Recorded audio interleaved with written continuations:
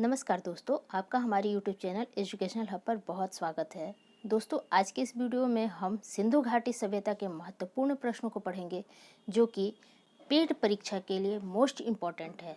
इस वीडियो में आपको इस टॉपिक का संपूर्ण निचोड़ मिलेगा, इसलिए इस वीडियो को अंत तक देखें। तो चलिए देर न करते हुए स्टार्ट करते हैं अपने वीडियो को।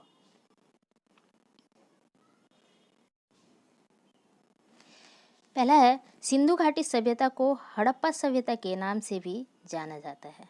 सिंधु घाटी सभ्यता को किस नाम से जाना जाता है? हड़प्पा सभ्यता के नाम से जाना जाता है। दूसरा है, सिंधु घाटी सभ्यता कांस्य युग की सभ्यता थी। किस युग की सभ्यता थी? कांस्य युग की सभ्यता थी। सिंधु घाटी सभ्यता की खोज का श्रेय राम बहादुर दयाराम साहनी को जाता है।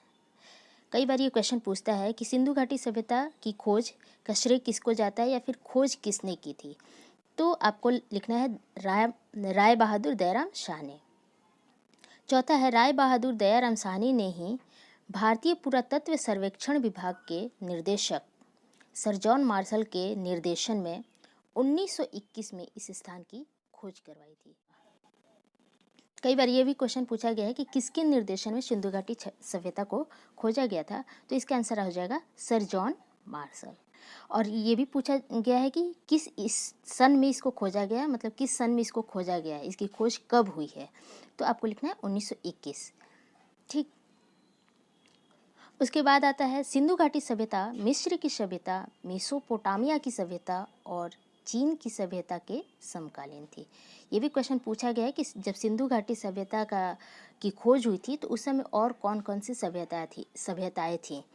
तो इस तीनों में से कोई भी एक दे सकते हैं या फिर तीनों ही दे सकते हैं, तो आपको इसी ऑप्शन पे टिक करना है।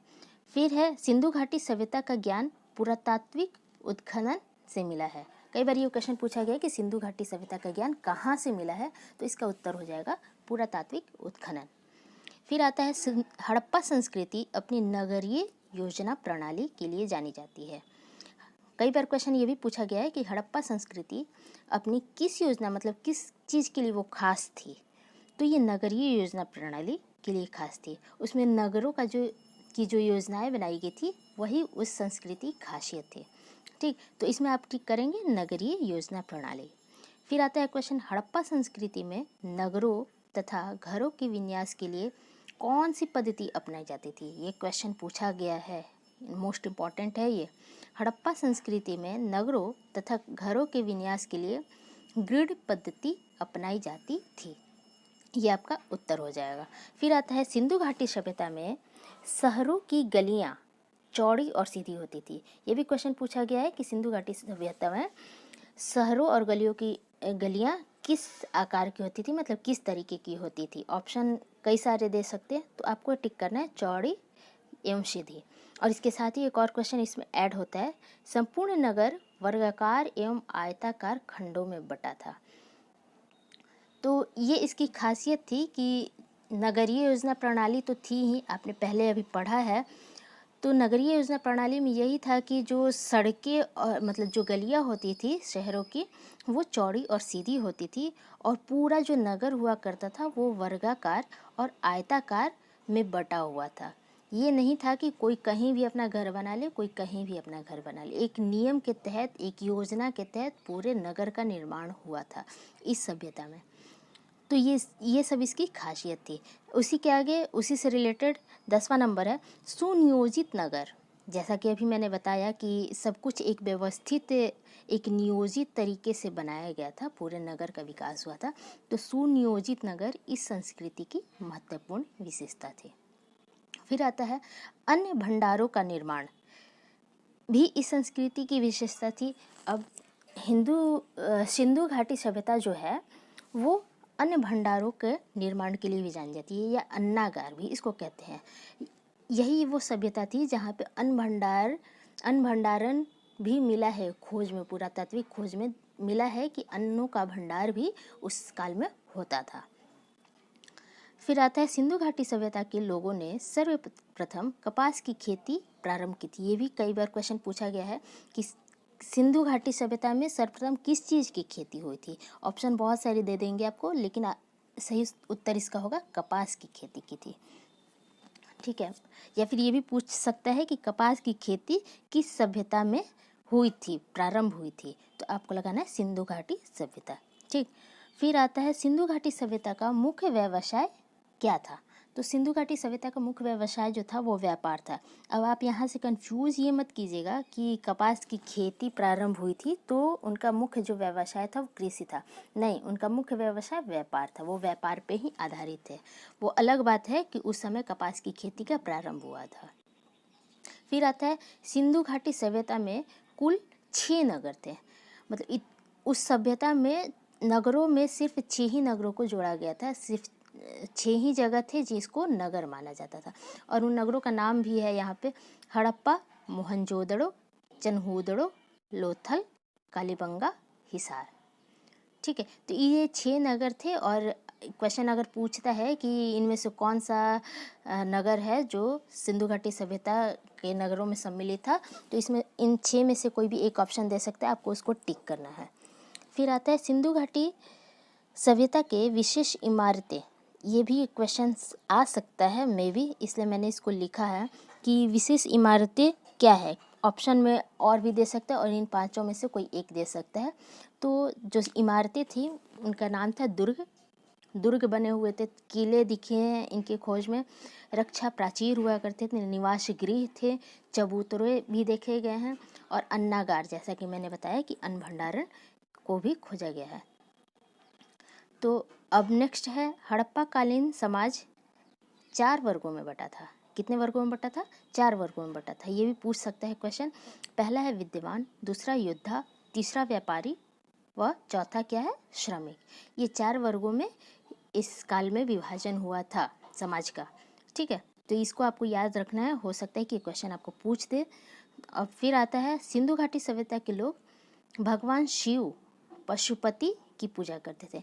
अगर ये क्वेश्चन भी पूछा गया है और ये इंपॉर्टेंट क्वेश्चन में से एक है, सिंधु घाटी सभ्यता के लोग किस भगवान की पूजा करते थे। अगर ये क्वेश्चन आता है और ऑप्शन में आपका अगर शिव है तो आप शिव लगाएंगे और अगर पशुपति है तो पशुपति लगाएंगे। ठीक है, ये दोनों ही ऑप्शन आपको दे सकते हैं।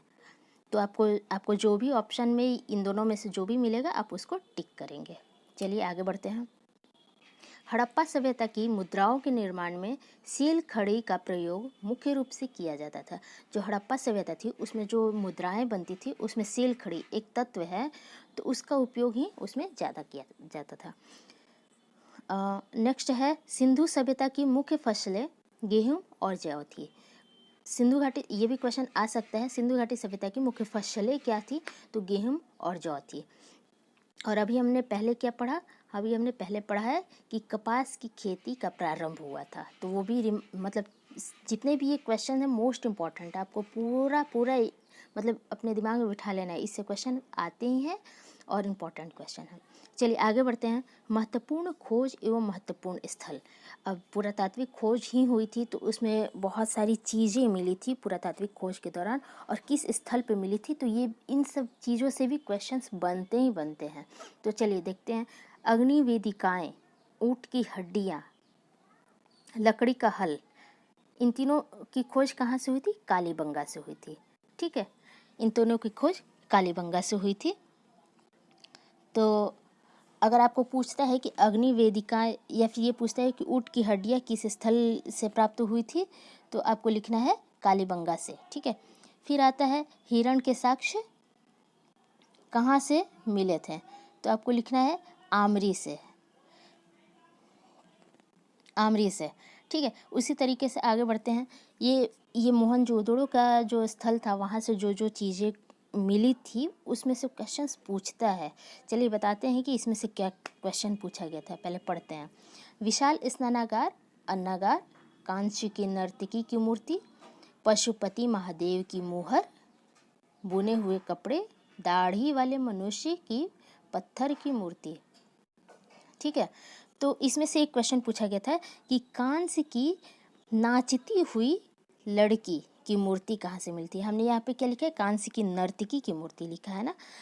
उसमें थोड़ा सा डिफरेंट करके पूछा था कि कांस्य की नाचती हुई लड़की की मूर्ति या नाचती हुई बालिका की मूर्ति किस स्थल से प्राप्त हुआ था, तो आपको सीधा सीधा लिखना है मोहनजोदड़ो से। ठीक है, आपको सीधा सीधा लिखना है मोहनजोदड़ो से। ये आपका क्वेश्चन आया था, इसको दूसरे फॉर्म में लेकर थोड़ा पूछा गया था, तो ये सब इम्पोर्टेंट है, आपको एकदम से याद रखना है। ठीक है, उसके बाद ये भी पूछता है, मन के बनाने की दुकान, बिल्ली का पीछा करते हुए कुत्ते के पदचिन्ह। ये क्वेश्चन पूछा गया कि बिल्ली का पीछा करते हुए कुत्ते के पदचिन्ह किस स्थल से प्राप्त हुए थे, तो आपका क्या उत्तर हो जाएगा, चनहुदड़ो। ठीक है, फिर आता है नेक्स्ट, मनुष्य के शरीर की बलुआ पत्थर की बनी हुई मूर्ति। जब ये भी क्वेश्चन पूछ सकता है कि मनुष्य के शरीर की बलुआ पत्थर की मूर्ति या फिर मनुष्य के शरीर की मूर्ति कहाँ मिली थी, ये भी पूछेगा, तो आपको क्या लिखना है कि हड़प्पा स्थल पर मिला था। ठीक है, और अन्नागार भी इसकी विशेषताएं थी और बैलगाड़ी भी इसकी विशेषताएं थी। फिर आता है मानव निर्मित बंदरगाह, गोदीवाड़ा, चावल की भूसी, अग्नि वेदिकाएँ, शतरंज का खेल, कहाँ से, तो ये प्राप्त हुआ था आपको लोथल से। कहाँ से, लोथल से। अब ये चीज़ें एक देखिए, अग्नि वेदिकाएँ जो है वो आपको कालीबंगा से भी मिला था। अभी हमने पहले पढ़ा है ना, सबसे पहला जो खोज जो इस सीरीज़ में मैंने पढ़ा है, हम लोगों ने पढ़ा है, उसमें कालीबंगा में भी अग्नि वेदिकाएँ थी और लोथल में भी अग्नि वेदिकाएँ थी। जो जब क्वेश्चन पूछेगा तो इन दोनों में से एक देगा या फिर दोनों और करके देगा, तो आपको यही ऑप्शन टिक करना है। चलिए आगे बढ़ते हैं। जल निकासी प्रबंध एवं जल कुंड। अगर जब जल से रिलेटेड कुछ पूछता है तो आपको सीधा सीधा धौला वीरा आपको टिक करना है। धौला वीरा ये स्थल था वहाँ का, और ये जो प्रमुख स्थल थे वो आपको पढ़ने हैं। ठीक है, चलिए, thanks for watching this video. अगर वीडियो अच्छा लगे और महत्वपूर्ण लगे, अच्छा लगे आपको, तो लाइक शेयर और सब्सक्राइब कर दीजिएगा और बेल आइकन को प्रेस कर लीजिएगा, ताकि आपको जो अगला वीडियो में मैं अपलोड करूं उसका नोटिफिकेशन आपको मिल सके। और ज़्यादा से ज़्यादा शेयर कीजिए, बहुत ही इंपॉर्टेंट क्वेश्चंस हैं जो आपको एग्ज़ाम में पूछे जाएंगे, और ये हिस्ट्री का महत्वपूर्ण चैप्टर भी है। तो नेक्स्ट मिलते हैं नेक्स्ट